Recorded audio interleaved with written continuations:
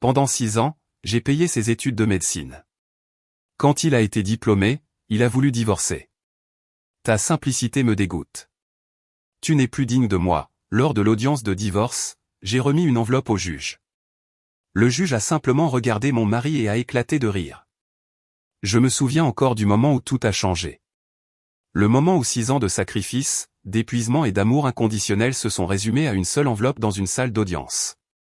J'étais assise à la table en bois, les mains jointes sur mes genoux, essayant de rester calme. Mes doigts n'arrêtaient pas de trembler. La salle d'audience sentait le vieux bois et le papier, et les néons au-dessus donnaient à tout un aspect dur et froid. En face de moi, Brandon était assis avec son avocat, un homme à l'allure vive dans un costume qui coûtait probablement plus que ce que je gagnais en 3 mois. Brandon était si différent de l'homme que j'avais épousé. Son costume était de créateur, parfaitement taillé. Sa montre captait la lumière à chaque fois qu'il bougeait le poignet. Même sa coupe de cheveux criait l'argent. Il était assis là, le menton levé, l'air confiant, presque ennuyé. À côté de moi, Maggie me serra la main sous la table. Elle était ma meilleure amie depuis que nous étions enfants, et maintenant elle était aussi mon avocate. Elle avait pris mon affaire sans me facturer un seul dollar parce qu'elle savait elle avait toujours su ce que j'avais sacrifié pour Brandon. L'avocat de Brandon se leva, boutonnant sa veste d'un mouvement fluide qui semblait répéter. Sa voix était forte et claire alors qu'il s'adressait à la juge Henderson, une femme d'une 50aine d'années aux yeux perçants et aux cheveux gris tirés en un chignon serré. Votre honneur, mon client, le docteur Brandon Pierce, a bâti une carrière impressionnante grâce à son propre travail acharné et à son dévouement. Il est sorti major de sa promotion de la faculté de médecine et est maintenant un chirurgien cardio-thoracique respecté à l'hôpital métropolitain Élite. Pendant son mariage avec Madame Morrison, elle a occupé divers emplois peu qualifiés caissière, serveuse, femme de ménage contribuant de manière minimale au foyer pendant que mon client poursuivait ses études et sa carrière exigeante. Je sentis mon estomac se tordre. Emploi peu qualifié, contribution minimale. Les mots étaient comme des gifles. L'avocat continua, arpentant lentement la salle.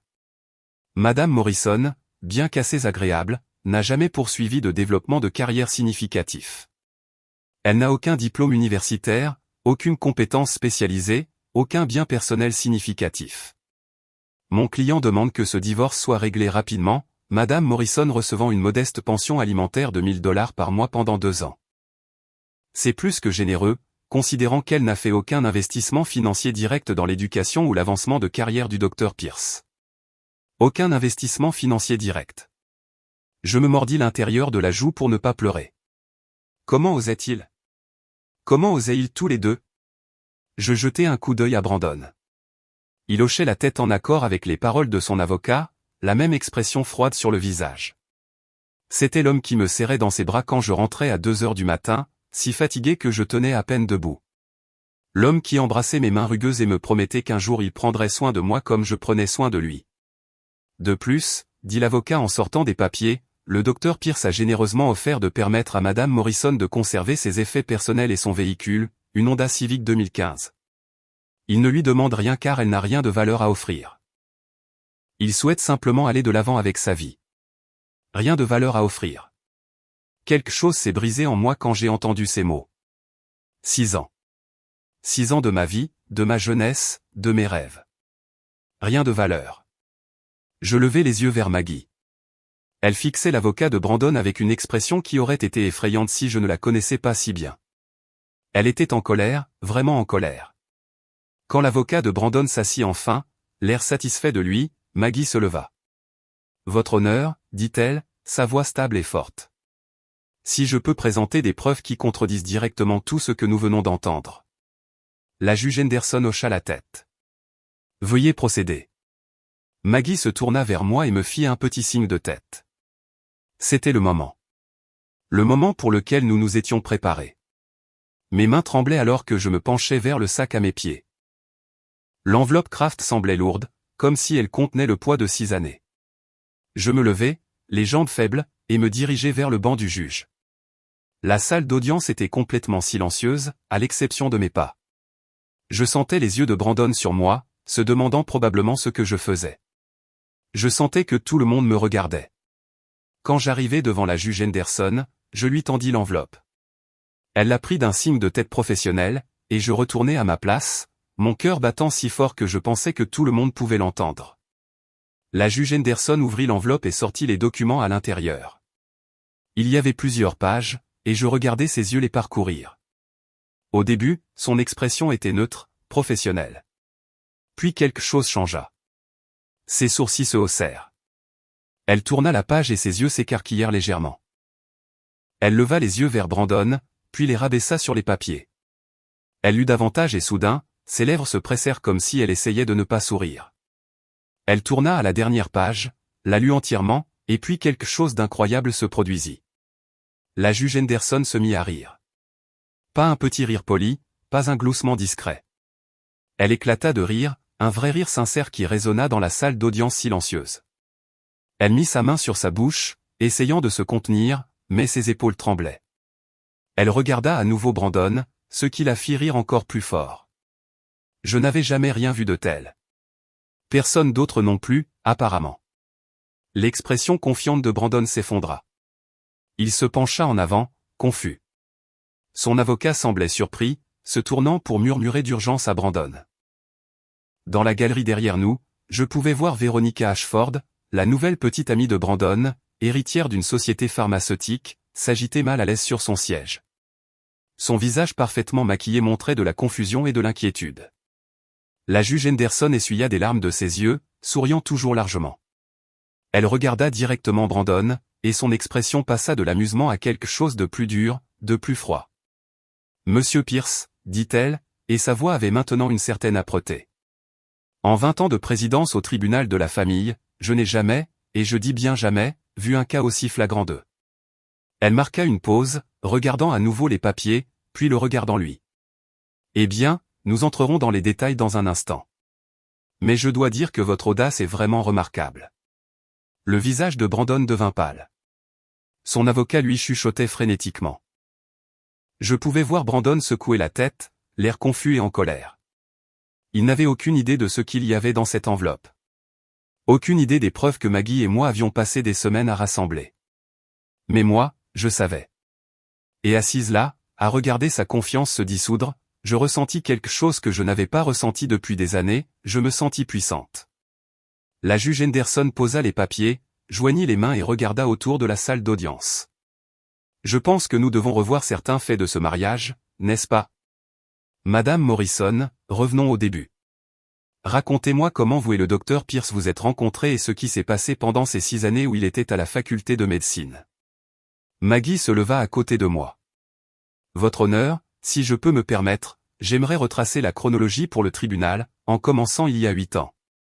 Faites donc, dit la juge Henderson. Et elle avait toujours ce léger sourire sur son visage, comme si elle savait que quelque chose de merveilleux allait se produire. Et c'est là que nous sommes retournés en arrière. Au début. À l'époque où Brandon et moi étions des personnes différentes. À l'époque où nous étions jeunes, amoureux et pauvres. Vivant dans ce minuscule appartement avec des rêves plus grands que notre compte en banque. Il y a 8 ans, Brandon et moi vivions dans un 2 pièces si petit qu'on pouvait toucher les 2 murs en étirant les bras dans le couloir. La peinture s'écaillait dans la salle de bain. La cuisine avait exactement 4 placards. Et la fenêtre de la chambre avait une fissure que nous couvrions de rubans adhésifs chaque hiver. Mais à l'époque, cela ressemblait à un palais parce que nous étions ensemble, nous étions amoureux et nous croyions en l'avenir. Brandon avait 22 ans, j'en avais 20, et nous venions de nous marier au palais de justice avec Maggie et le cousin de Brandon comme témoins. Nous ne pouvions pas nous offrir un vrai mariage. Nous ne pouvions pas nous offrir grand-chose, en fait. Brandon venait d'être accepté en faculté de médecine, son rêve depuis qu'il était enfant. Mais la faculté de médecine coûtait de l'argent, beaucoup d'argent, plus d'argent que nous n'en avions jamais vu. J'étais en 2e année d'université, j'étudiais la communication. J'adorais mes cours. J'adorais apprendre. Mais un soir, environ 2 mois après que Brandon ait commencé la faculté de médecine, nous étions assis à notre petite table de cuisine avec des factures étalées devant nous, et nous savions tous les deux que quelque chose devait changer. Grace, dit Brandon, passant ses mains dans ses cheveux comme il le faisait toujours quand il était stressé. Je ne sais pas comment nous allons nous en sortir. Les frais de scolarité sont dus dans 3 semaines, et même avec mes prêts étudiants, il nous manque de l'argent, et nous devons encore payer le loyer, l'électricité, la nourriture. Je regardais les chiffres. Je les regardais depuis des heures. Le travail à temps partiel de Brandon à la bibliothèque du campus ne payait presque rien. Mon travail à temps partiel au supermarché n'était pas beaucoup mieux. Ces prêts étudiants couvraient les frais de scolarité mais touchaient à peine aux frais de subsistance. Nous nous noyions et nous n'étions même pas encore en eau profonde. Et si je prenais une année sabbatique, dis-je doucement. Brandon leva les yeux vers moi, ses yeux fatigués. Quoi? Juste une année? Peut-être 2? Je pourrais travailler à plein temps, peut-être prendre un deuxième emploi. Une fois que tu auras fini la faculté de médecine et que tu commenceras ton internat, je pourrai y retourner. Grace, non, je ne peux pas te demander ça. Tu ne me le demandes pas. Je te le propose. Je tendis la main sur la table et pris la sienne. Brandon, être médecin est ton rêve. Tu veux ça depuis que tu as 8 ans. La communication, j'aime ça, mais je peux l'étudier n'importe quand. Tu ne peux pas mettre la faculté de médecine en pause. Si tu pars maintenant, tu pourrais ne jamais y retourner. Nous sommes restés éveillés toute la nuit à en parler. Brandon protesta. Dit que ce n'était pas juste. Dit qu'il trouverait un autre moyen. Mais nous savions tous les deux qu'il n'y avait pas d'autre moyen. La semaine suivante, je me suis retiré de l'université. La semaine d'après, j'ai trouvé un emploi à plein temps comme caissière chez Sevmart et j'ai pris des services le week-end comme serveuse dans un dîner appelé Mélès. Les premiers mois n'étaient pas si mauvais, honnêtement. J'étais fatigué, bien sûr, mais j'étais jeune et forte, et Brandon était si reconnaissant. Il rentrait des cours et me trouvait épuisé sur le canapé, et il me massait les pieds et me disait que j'étais incroyable. Il aidait avec la lessive, cuisinait le dîner le week-end, et m'embrassait pour me souhaiter bonne nuit avec une telle tendresse que je savais, absolument, que nous construisions quelque chose de beau ensemble. Encore quelques années, murmurait-il. Ensuite, je prendrai soin de toi. Je te donnerai tout, Grace. Je te le promets. Je le croyais complètement. Mais la faculté de médecine ne durait pas 2 ans. C'était 4 ans d'études constantes, puis l'internat après ça. À la 2e année de Brandon, mes 2 emplois n'étaient plus suffisants. Ces manuels scolaires coûtaient à eux seuls des centaines de dollars. Il avait besoin d'équipement spécial, d'un ordinateur portable capable de gérer des logiciels d'imagerie médicale, de vêtements professionnels pour ses stages cliniques. J'ai pris un 3e emploi, nettoyer des bureaux la nuit de 20h à minuit, 4 jours par semaine. Mon emploi du temps est devenu brutal. Réveil à 5h du matin, préparation, travail à la caisse de 7h à 14h. Rentrée à la maison, sieste d'1 heure si j'avais de la chance, puis nettoyage de bureau de 16h à 20h. 3 soirs par semaine, j'allais directement du nettoyage au dîner, servant jusqu'à 2h du matin. Je rentrais, prenais une douche, dormais 3 heures et je recommençais. Mon corps a commencé à montrer la tension. Mes mains sont devenues rugueuses et calleuses à cause des produits de nettoyage et du port de lourds plateaux.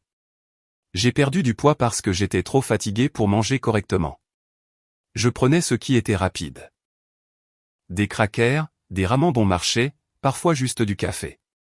Les cernes sous mes yeux sont devenus permanents. Mes amis de l'université ont cessé d'appeler parce que je n'avais de toute façon jamais le temps de les voir. Mais Brandon réussissait bien, vraiment bien. Il était en tête de sa classe, impressionnait ses professeurs, obtenait d'excellentes notes dans ses stages cliniques. Et il m'aimait toujours, ou du moins c'est ce que je pensais. Il disait toujours merci quand je lui donnais de l'argent pour ses manuels. Il me serrait toujours dans ses bras la nuit quand nous arrivions enfin tous les deux au lit. Les fissures ont commencé à apparaître dans sa 3e année. Brandon a été accepté dans un prestigieux programme d'internat. Et soudain, il côtoyait des gens différents, des gens riches. Ses camarades de classe venaient de familles aisées, des familles qui pouvaient payer la faculté de médecine sans sourciller. Leurs épouses et petites amies portaient de beaux vêtements, se faisaient coiffer dans des salons, parlaient de galeries d'art et de dégustation de vin. Un soir, Brandon est rentré d'un groupe d'études et m'a regardé. M'a vraiment regardé pour la première fois depuis des semaines. J'étais dans mon uniforme de Sevmart, les cheveux attachés en une queue de cheval désordonnée, mangeant des céréales pour le dîner parce que j'étais trop épuisé pour cuisiner. Grace, dit-il lentement. Pourquoi tu ne t'habilles jamais bien? Je baissai les yeux sur moi, confuse. Je viens de finir un service de 8 heures. Je dois être au bureau dans 1 heure pour nettoyer. Je sais, mais tu n'as pas envie d'être jolie parfois? Pour toi. Je sentis quelque chose de froid s'installer dans mon estomac. Brandon, j'ai à peine le temps de dormir.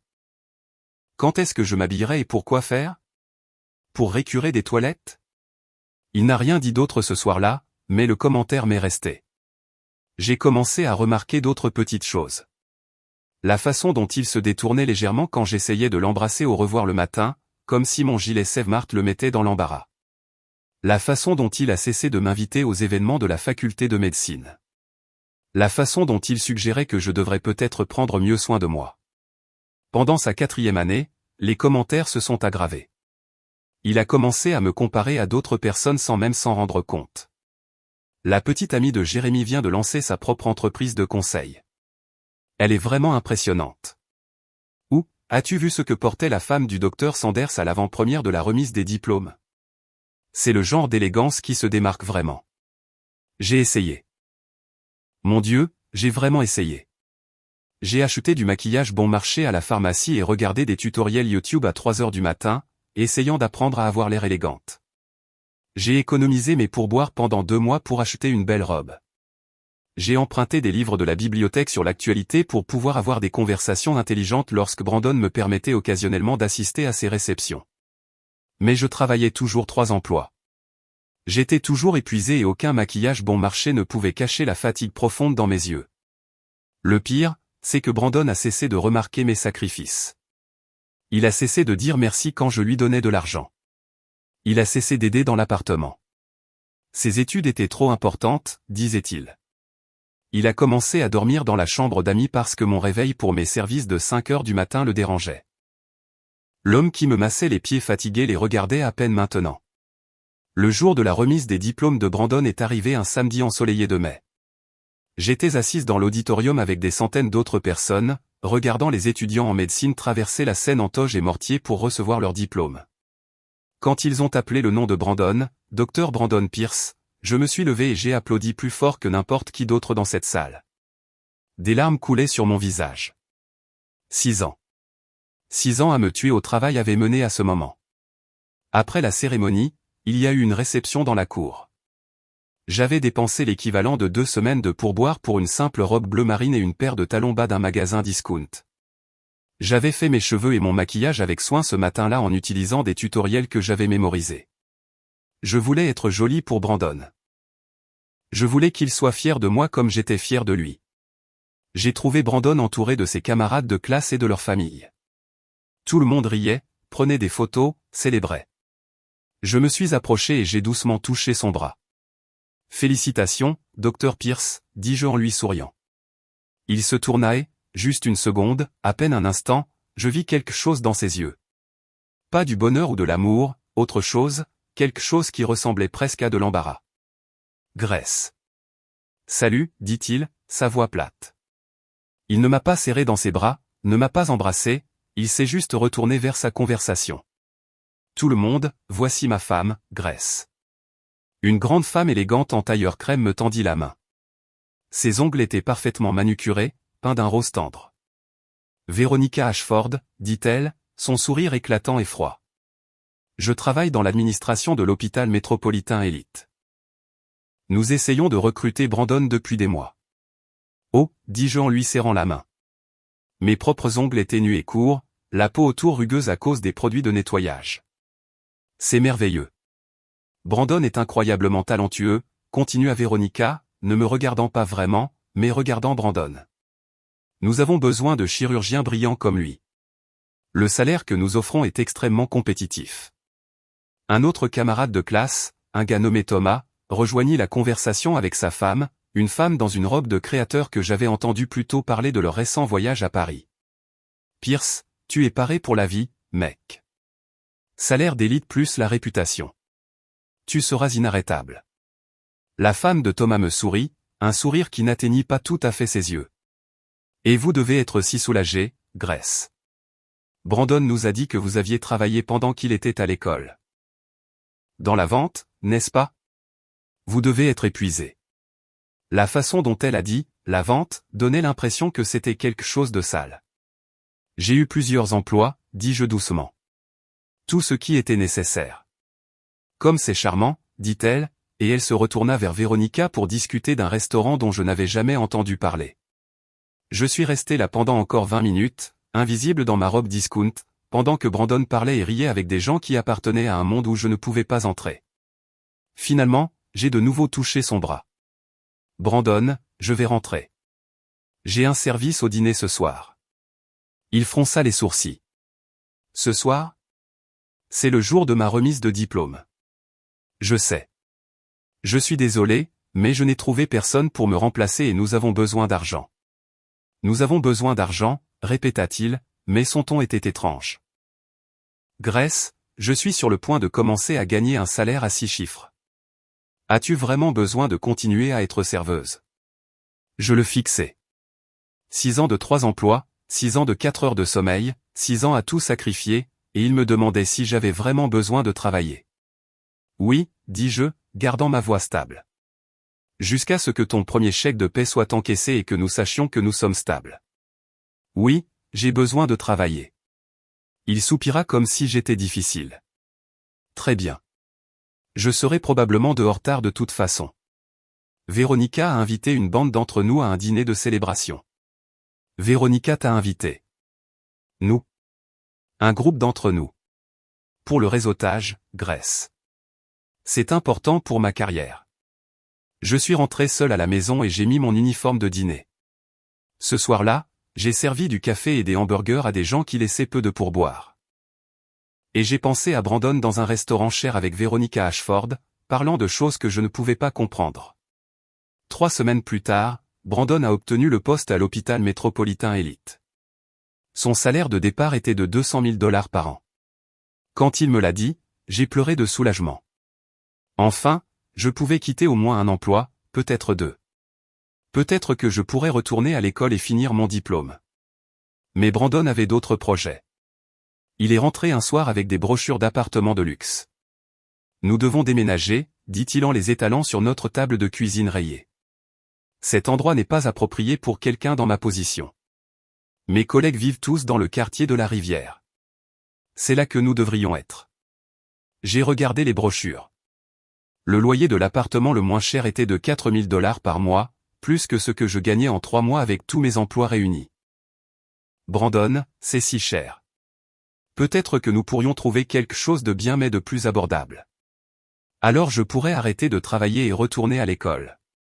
Il me regarda comme si j'avais suggéré quelque chose de ridicule.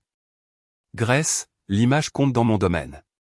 Où nous vivons, ce que nous conduisons, comment nous nous présentons, tout cela compte. D'ailleurs, c'est bien pour toi de continuer à travailler. L'indépendance est importante. L'indépendance, c'est comme ça qu'il appelait ça maintenant. Nous avons déménagé dans un appartement de luxe dans le quartier de la Rivière. Brandon a acheté une BMW et des costumes chers. Il s'est inscrit à une salle de sport qui coûtait 300 $ par mois.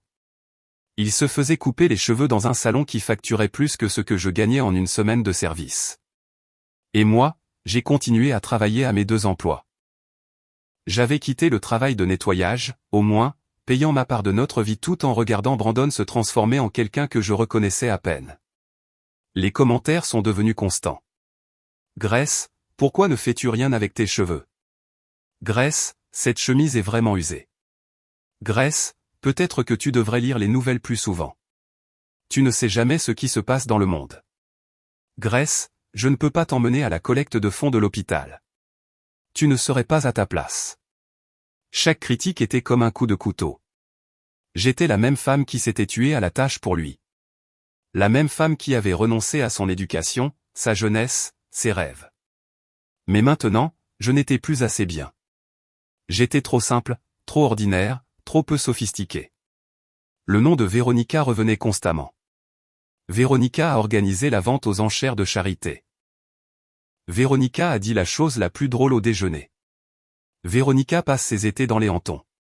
Véronica comprend le monde professionnel. J'ai essayé d'en parler une fois. Brandon, tu parles beaucoup de Véronica. Son visage s'assombrit. C'est une collègue, Grace. Un contact professionnel. C'est exactement de ça que je parle. Tu es peu sûr de toi et paranoïaque. Tu ne comprends pas comment fonctionne le monde professionnel. C'est pour ça que je ne peux pas t'emmener aux événements. Tu as l'esprit trop étroit. L'esprit étroit. Après tout ce que j'avais sacrifié, j'avais l'esprit étroit de remarquer l'obsession de mon mari pour une autre femme. Notre 8e anniversaire de mariage tombait un mardi d'octobre. Je préparais ça depuis des semaines, économisant chaque dollar de mes pourboires. Je voulais une soirée parfaite, une nuit où nous pourrions nous souvenir de qui nous étions avant la faculté de médecine, les appartements de luxe et Veronica Ashford. J'ai quitté mon service de caissière plus tôt, perdant une demi-journée de salaire pour pouvoir me préparer. J'ai acheté les ingrédients pour le plat préféré de Brandon, le poulet parmesan, le même plat que je faisais dans notre petit appartement quand nous étions heureux. J'ai trouvé des bougies au magasin à $1 et les ai mises sur notre table à manger. Je portais la robe bleu marine de sa remise de diplôme, la plus belle chose que je possédais, et j'avais passé 1 heure sur mes cheveux et mon maquillage. La table était belle, simple, mais belle. J'avais même acheté un petit gâteau à la boulangerie. Au chocolat, son préféré. Je n'arrêtais pas de vérifier mon téléphone. Le service de Brandon à l'hôpital se terminait à 18h. Il était 18h30, puis 19h, puis 19h30. À 20h, je lui ai envoyé un texto, « Tu rentres bientôt ?» J'ai préparé le dîner. À 20h30, il a répondu, « Coincé à l'hôpital. Consultation d'urgence. » Mon cœur s'est serré, mais je comprenais. Il était chirurgien. Les urgences arrivaient. J'ai couvert la nourriture avec du papier d'aluminium et laissé les bougies allumées. À 21h45, la porte de l'appartement s'est ouverte. Brandon est entré, mais il ne portait ni sa blouse ni son manteau blanc. Il portait un de ses costumes chers et il sentait l'eau de Cologne et autre chose. Un parfum qui n'était pas le mien. « Salut », dit-il, me jetant à peine un regard en passant devant la table à manger vers la chambre. « Brandon », dis-je doucement. J'ai préparé le dîner. C'est notre anniversaire. Il s'arrêta de marcher et se retourna comme s'il avait oublié que j'étais là.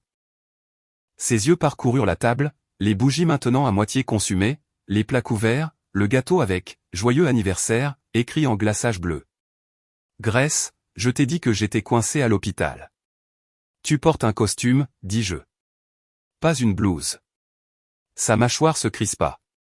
J'ai dû me changer pour une réunion après, une obligation professionnelle. Le jour de notre anniversaire, tu ne pouvais pas leur dire que tu avais des projets? Certaines choses sont plus importantes qu'un dîner, Grace.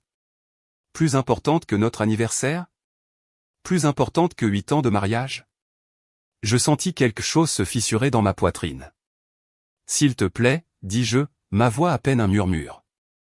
Assieds-toi avec moi juste quelques minutes. La nourriture est encore chaude. Nous pouvons. Je n'ai pas faim, interrompit-il. J'ai déjà mangé à la réunion. Il se dirigea vers la chambre. Je suis resté là, dans ma robe de magasin à $1, à regarder la table que j'avais préparée avec tant d'espoir. Les bougies vacillaient. La nourriture refroidissait. Mes yeux brûlaient de larmes que je refusais de laisser couler. Je l'ai suivi dans la chambre. Il se changeait en vêtements décontractés, le dos tourné vers moi. Brandon, nous devons parler. Pas maintenant, Grace. Je suis épuisé. Nous ne parlons plus jamais. Tu es toujours à l'hôpital ou dehors avec des collègues. Ou quoi? Il se retourna brusquement, sa voix vive. Dis-le. Tu penses que je fais quelque chose de mal? Je pense que tu nous oublies, que tu oublies notre mariage, tout ce que nous avons traversé ensemble. Il rit, mais ce n'était pas un son aimable. Tout ce que nous avons traversé, Grace? C'est moi qui ai fait la faculté de médecine. C'est moi qui ai étudié pendant des années, qui travaille des journées de 16 heures, qui construit réellement une carrière. Que as-tu fait? Tu as pointé. Tu as servi du café. Ce n'est pas un sacrifice. C'est juste avoir un travail. Les mots m'ont frappé comme des coups physiques. J'ai travaillé 3 emplois pour que tu puisses étudier. J'ai renoncé à mon éducation. J'ai tout abandonné. Personne ne te l'a demandé. Sa voix était forte maintenant, en colère. C'était ton choix, Grace. Ta décision. Je ne t'ai jamais forcé à abandonner l'école. Tu t'es transformé en martyr et maintenant tu veux que je sois reconnaissant pour toujours. Ce n'est pas comme ça que la vie fonctionne. Je ne pouvais plus respirer, plus penser. Cet homme, cet étranger en vêtements chers debout dans notre chambre ne pouvait pas être la même personne qui me serrait dans ses bras et me promettait l'éternité. Brandon, murmurai-je, qu'est-ce qui t'est arrivé? Il s'assit sur le bord du lit, passant ses mains dans ses cheveux. Quand il leva les yeux vers moi, ses yeux étaient froids, distants. J'ai grandi, Grace. J'ai évolué. Je ne suis plus ce gamin effrayé dans un appartement exigu. Je suis un chirurgien dans l'un des meilleurs hôpitaux du pays. J'ai des collègues qui me respectent, des opportunités qui s'ouvrent, un avenir qui va réellement quelque part. Et toi? Il marqua une pause, me regardant dans ma robe simple avec mes cheveux simples et mon visage fatigué. Tu es toujours la même fille d'il y a 8 ans. Tu n'as pas grandi. Tu n'as pas changé. Tu travailles toujours chez Sevmart, tu sers toujours des tables, tu vis toujours comme si nous étions pauvres alors que ce n'est plus le cas. Je travaille à ces emplois pour nous aider à économiser de l'argent, pour contribuer. Je n'ai pas besoin de ta contribution, il se leva, sa voix montant à nouveau. Je n'ai pas besoin de tes vêtements de magasin discount ou de tes dîners faits maison ou de ton visage constamment fatigué me rappelant d'où je viens. Sais-tu ce que Véronica m'a dit la semaine dernière? Elle a dit que j'avais l'air alourdi, comme si je portais quelque chose de lourd.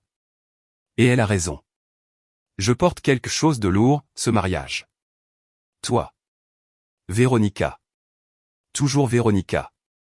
Est-ce que tu couches avec elle, demandai-je, la question sortant de mes lèvres avant que je ne puisse l'arrêter. Est-ce que ça a de l'importance, rétorqua-t-il. Est-ce que ça changerait quelque chose? Grace, regarde-toi. Regarde tes mains, tes vêtements, toute ta vie. Tu es coincé dans le passé pendant que je vais vers l'avenir. Véronica comprend l'ambition. Elle comprend le succès. Elle a sa place dans mon monde. Et toi? Il secoua lentement la tête. Tu n'y as pas ta place. Je suis resté là, figé, alors qu'il se dirigeait vers le placard et sortait une valise. Qu'est-ce que tu fais? Demandai-je, bien que je le sache déjà. Je pense à ça depuis des mois, dit-il, commençant à faire ses valises. Nous ne sommes plus compatibles. Nous voulons des choses différentes. Nous sommes des personnes différentes maintenant. Parce que je ne suis pas riche.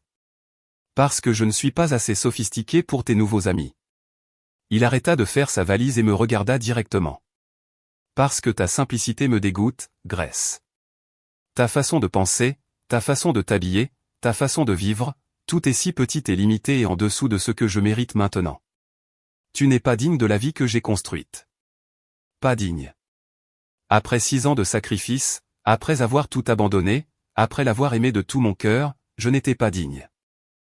Je veux le divorce, dit-il en fermant sa valise. Mon avocat te contactera avec les détails. Tu peux rester ici 1 mois de plus pendant que tu trouves où aller. Après ça, je vends l'appartement. Il se dirigea vers la porte, puis s'arrêta.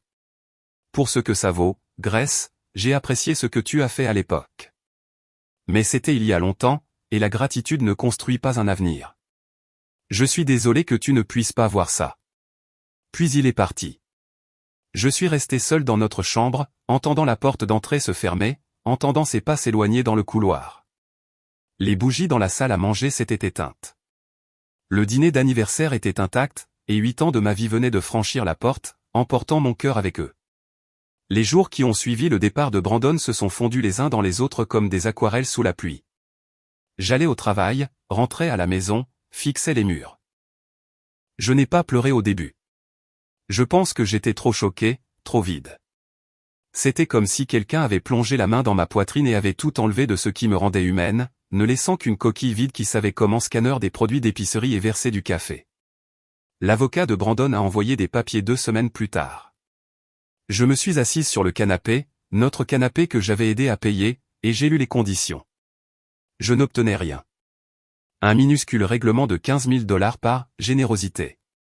Aucune prétention sur l'appartement, aucune prétention sur ses comptes de retraite ou ses investissements, aucune prétention sur tout ce que nous avions construit ensemble parce que, selon les termes juridiques sur la page, je n'avais rien construit.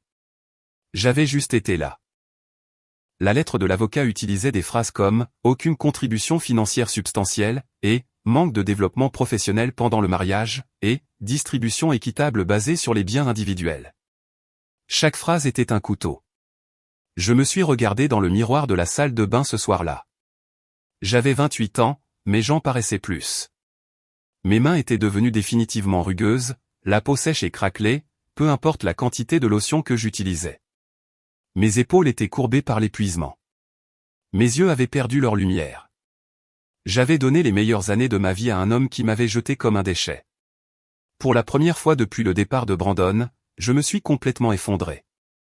J'ai glissé sur le sol de la salle de bain et j'ai sangloté. Des sanglots profonds, laids, douloureux qui venaient de quelque part de sombre en moi. J'ai pleuré pour la fille qui avait cru en l'amour. J'ai pleuré pour les sacrifices qui ne signifiaient rien. J'ai pleuré pour 6 ans de ma vie que je ne retrouverai jamais. C'est là que Maggie m'a trouvé 3 heures plus tard. Elle avait utilisé sa clé d'urgence quand je ne répondais pas à ses appels. Elle m'a jeté un regard sur ce sol de salle de bain et s'est assise à côté de moi, me prenant dans ses bras. « Il est en train de te détruire », dit-elle doucement. « Nous ne pouvons pas le laisser gagner. » Grace, il n'y a rien à gagner. Maggie, regarde-moi. Pas de diplôme, pas de carrière, pas d'économie. Il a raison. Je n'ai rien. Maggie se recula et me saisit les épaules, me forçant à la regarder. Tu as la vérité, et la vérité est puissante.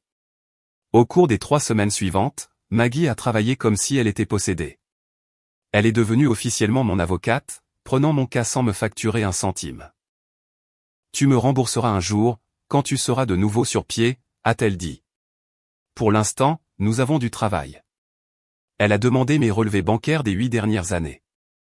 Chaque relevé, chaque dépôt, chaque retrait. Elle a obtenu nos contrats de location d'appartements, tous les 5 de nos différents logements, chacun signé uniquement par moi parce que le crédit de Brandon était terrible à cause de ses prêts étudiants. Elle a retrouvé des reçus que j'avais gardés dans des boîtes. Manuels, équipement médical, fournitures, tout acheté par moi. Puis elle a trouvé quelque chose que j'avais presque oublié. Grace, dit-elle un soir, assise en face de moi à ma table de cuisine avec son ordinateur portable ouvert. Te souviens-tu de la 3e année de médecine de Brandon, quand ses frais de scolarité étaient dus et que son prêt étudiant n'est pas arrivé à temps? J'ai hoché lentement la tête. Ça avait été un mois terrible. Brandon paniquait, sur le point de perdre sa place dans le programme. Tu as contracté un prêt personnel, dit Maggie. 45 000 $ à ton nom seul. Tu as tout donné à Brandon pour les frais de scolarité et les dépenses. As-tu encore les papiers? Mon cœur a commencé à battre plus vite.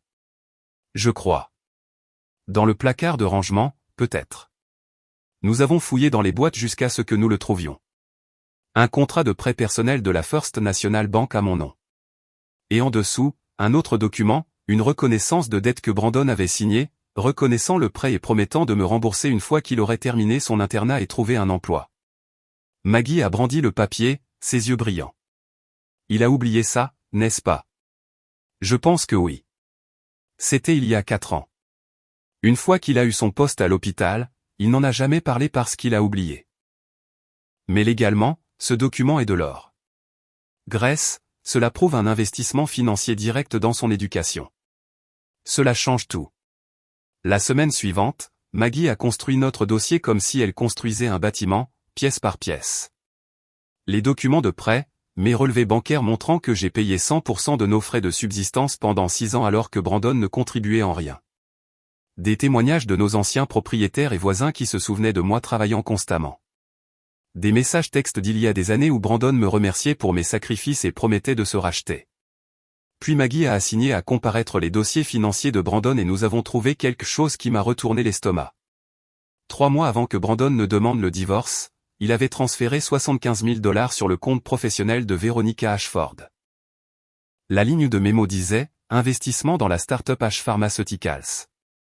Il a utilisé l'argent du mariage, a expliqué Maggie. De l'argent gagné pendant votre mariage pour investir dans l'entreprise de sa petite amie. Ce n'est pas seulement de l'infidélité, Grace. C'est une trahison financière, une utilisation abusive des biens matrimoniaux. La juge va s'en soucier beaucoup. La nuit avant l'audience, je n'ai pas pu dormir. Maggie m'avait expliqué la stratégie. Nous n'étions pas seulement en train de nous défendre contre les termes du divorce de Brandon. Nous passions à l'offensive. Nous allions montrer à la juge Henderson exactement qui avait bâti le succès du docteur Brandon Pierce. Et si ça ne marche pas, ai-je demandé à Maggie. Et si la juge pense que je suis juste amère? Maggie a souri. Crois-moi, quand les juges voient des preuves aussi claires, ils réagissent. Et la juge Henderson, elle est célèbre pour ne pas tolérer les gens qui oublient d'où ils viennent. Le matin de l'audience, j'ai mis la même robe bleu marine que j'avais portée à la remise des diplômes de Brandon. Pas parce qu'elle était jolie, mais parce que je voulais lui rappeler. Je voulais qu'il voie la femme qu'il avait trouvée dégoûtante, la femme qu'il avait qualifiée d'indigne, se défendre. Maggie m'a remis l'enveloppe Kraft dans le couloir du palais de justice. À l'intérieur, il y avait tout. Les documents de prêt, la reconnaissance de dette, les relevés bancaires, la preuve de son transfert à Véronica, les déclarations de témoins, tout. Quand le moment sera venu, dit-elle, tu donneras ça à la juge Henderson. Et Grace, garde la tête haute. Tu as déjà gagné, même si tu ne le sais pas encore. Nous sommes entrés ensemble dans cette salle d'audience, et je me suis assise à la table, les mains jointes, essayant de respirer. Brandon était assis en face de moi, l'air confiant et intouchable dans son costume cher. Son avocat a parlé de mes emplois peu qualifiés et de ma contribution minimale, et de comment Brandon méritait de garder tout ce qu'il avait gagné. Et puis Maggie m'a fait un signe de tête. Je me suis levé, j'ai marché jusqu'au banc de la juge Henderson, et je lui ai remis l'enveloppe qui allait tout changer. Mes mains tremblaient, mais je ne suis pas tombé. Je suis retourné à ma place et j'ai attendu. J'ai regardé le visage de la juge Henderson changer pendant qu'elle lisait, j'ai regardé ses sourcils se hausser, j'ai regardé ses lèvres se presser, j'ai regardé le moment où elle a compris exactement ce que Brandon avait fait. Et puis je l'ai regardé rire. C'était le plus beau son que j'ai jamais entendu. J'ai regardé la juge Henderson rire, et pendant un instant, le temps s'est arrêté. Le son a résonné dans la salle d'audience silencieuse. Un vrai rire sincère qui a fait figer tout le monde. L'expression confiante de Brandon s'est effondrée. Son avocat s'est penché, chuchotant frénétiquement. Dans la galerie, Véronica s'est agitée sur son siège, ses mains parfaitement manucurées agrippant son sac de créateur. La juge Henderson a essuyé ses yeux et s'est ressaisie, mais elle souriait toujours. Quand elle a parlé, sa voix avait une âpreté qui n'était pas là avant. Monsieur Pierce, dit-elle en regardant directement Brandon. En 20 ans de présidence au tribunal de la famille, je n'ai jamais vu un cas aussi flagrant de fausses déclarations délibérées. Votre avocat s'est tenu dans ma salle d'audience et a affirmé que votre femme n'avait fait aucun investissement financier direct dans votre éducation. Aimeriez-vous expliquer ceci? Elle a brandi la reconnaissance de dette, le document que Brandon avait signé il y a 4 ans, promettant de rembourser les 45 000 $ que je lui avais prêtés. Le visage de Brandon est devenu blanc. Ça. C'était il y a des années. Une affaire personnelle entre ma femme et moi. Une affaire personnelle. Les sourcils de la juge Henderson se sont haussés. Ceci est une reconnaissance de dette juridiquement contraignante, Monsieur Pierce. Votre femme a contracté un prêt à son nom, risquant son propre crédit, son propre avenir financier pour payer vos frais de scolarité en médecine. Vous avez signé un document reconnaissant cette dette et promettant son remboursement. Ce n'est pas personnel. C'est un fait financier. L'avocat de Brandon s'est levé rapidement. Votre honneur, même si ce prêt existe, il est distinct de la question des biens matrimoniaux. Asseyez-vous, a dit la juge Henderson, et sa voix ne laissait aucune place à la discussion. L'avocat s'est assis. Elle a continué à lire les documents, et à chaque page, Brandon s'enfonçait un peu plus dans son fauteuil. Elle a lu à haute voix mes relevés bancaires montrant 6 ans de dépôt de mes 3 emplois et des retraits pour le loyer, les charges, les courses, les manuels de médecine, l'équipement, tout cela pendant que Brandon ne contribuait en rien. Elle a lu les anciens messages textes où Brandon me remerciait pour mes sacrifices et promettait de prendre soin de moi un jour. Puis elle est arrivée à la dernière section et son expression est passée de l'amusement au dégoût. Monsieur Pierce, 3 mois avant de demander le divorce, vous avez transféré 75 000 $ de fonds matrimoniaux à Madame Véronica Ashford pour sa start-up pharmaceutique. Est-ce exact? Brandon a jeté un regard en arrière vers Véronica dans la galerie. Elle regardait droit devant elle, la mâchoire serrée. C'était un investissement, a dit Brandon. Une décision commerciale. Une décision commerciale prise avec des biens matrimoniaux sans la connaissance ni le consentement de votre femme, a dit la juge Henderson. Cela s'appelle de l'infidélité financière, Monsieur Pierce, et dans ce tribunal, ça compte.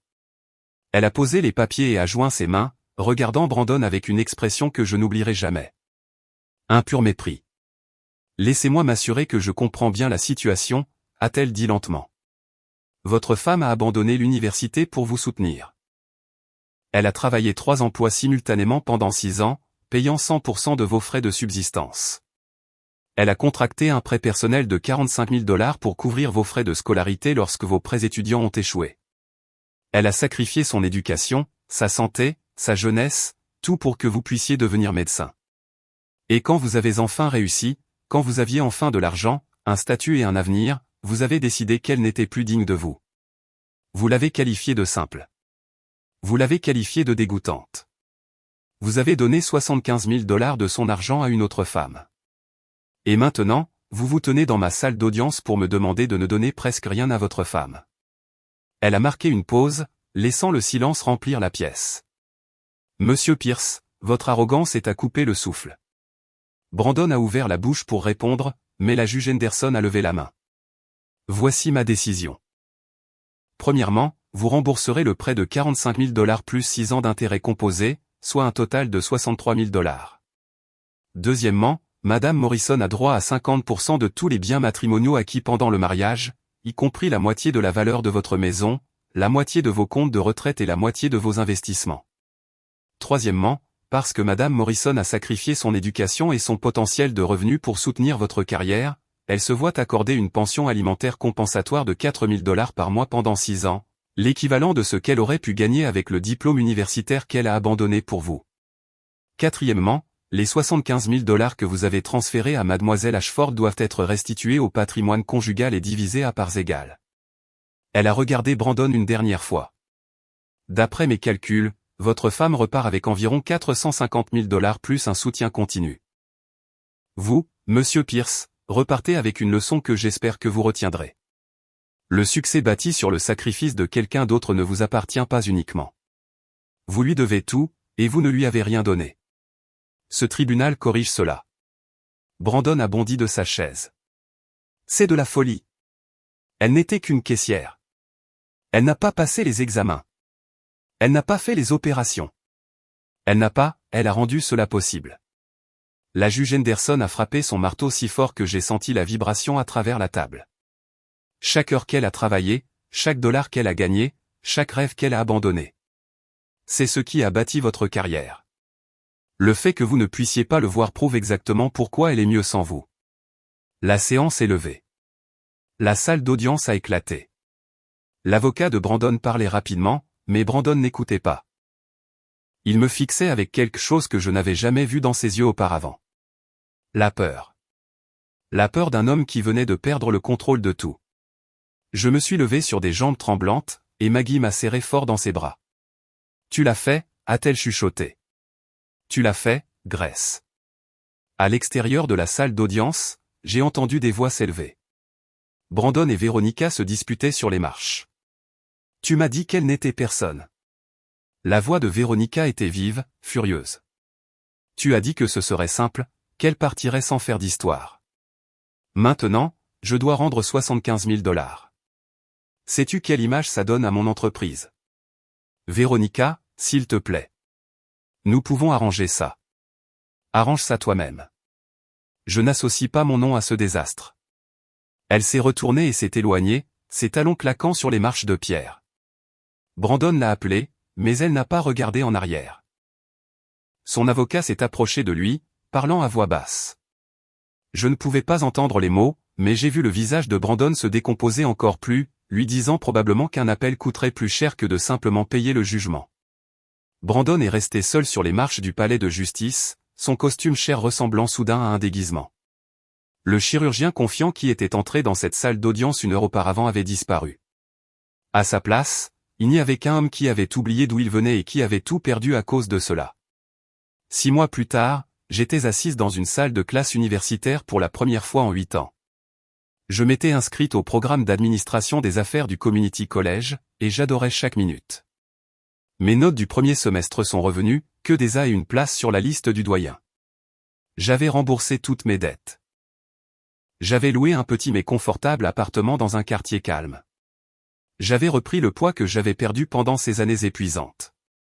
Et pour la première fois depuis une éternité, j'avais l'air en bonne santé. Je me suis même fait coiffer dans un vrai salon. Pas un salon cher, mais assez bien. Je me sentais à nouveau moi-même. Non, ce n'est pas juste. Je me sentais comme une meilleure version de moi-même, plus forte, plus claire, plus sûre de qui j'étais et de ce que je méritais. Maggie m'a retrouvé pour un café pour célébrer ma réussite sur la liste du doyen. Nous nous sommes assises dans un petit café près du campus et elle n'arrêtait pas de me sourire. « Regarde-toi » dit-elle. Grace Morrison, étudiante et future magnate des affaires. J'ai ri. Je ne sais pas pour magnate, mais je pense obtenir mon MBA éventuellement. Peut-être lancer ma propre entreprise un jour. Tu le feras. Je sais que tu le feras. Elle a remué son café, puis m'a regardé sérieusement. Comment te sens-tu? Vraiment? J'y ai réfléchi un moment. Honnêtement, mieux que je ne me suis senti depuis des années. Pendant si longtemps, j'ai mesuré ma valeur par ce que je pouvais faire pour Brandon, par combien je pouvais sacrifier, combien je pouvais abandonner, à quel point je pouvais me faire petite pour qu'il puisse être grand. Et quand il est parti, j'ai pensé que je n'avais rien. Mais j'avais tort. J'ai baissé les yeux sur mes mains, encore un peu rugueuses, mais en train de guérir. Je m'avais moi. J'avais juste oublié que ça comptait. En rentrant du café, je suis passé devant l'hôpital métropolitain Élite. À travers les grandes fenêtres en verre, je pouvais voir des médecins et des infirmières se déplacer dans le hall. Quelque part là-dedans, Brandon travaillait, portant son manteau blanc, ayant l'air réussi de l'extérieur. Je me suis arrêté un instant. Pas parce qu'il me manquait, pas parce que j'étais en colère. Je me suis arrêté parce que j'ai réalisé que je ne ressentais rien. Pas de douleur, pas d'amertume, pas de désir pour ce que nous avions eu, juste la paix, juste la liberté. Mon téléphone a vibré dans ma poche. Un email de l'université. On m'avait accordé une bourse pour les étudiants non traditionnels qui avaient surmonté des difficultés pour reprendre leurs études. Frais de scolarité complets pour l'année prochaine. J'ai souri, j'ai rangé mon téléphone et j'ai continué à marcher vers mon appartement, vers mon avenir, vers une vie où j'investissais enfin en moi-même au lieu d'investir dans quelqu'un qui ne le méritait pas. J'ai passé 6 ans à construire le rêve de quelqu'un d'autre. Il était temps de construire le mien. Et cette fois, les fondations étaient solides car elles étaient construites sur ma propre valeur, pas sur l'approbation de quelqu'un d'autre. C'était suffisant. C'était tout.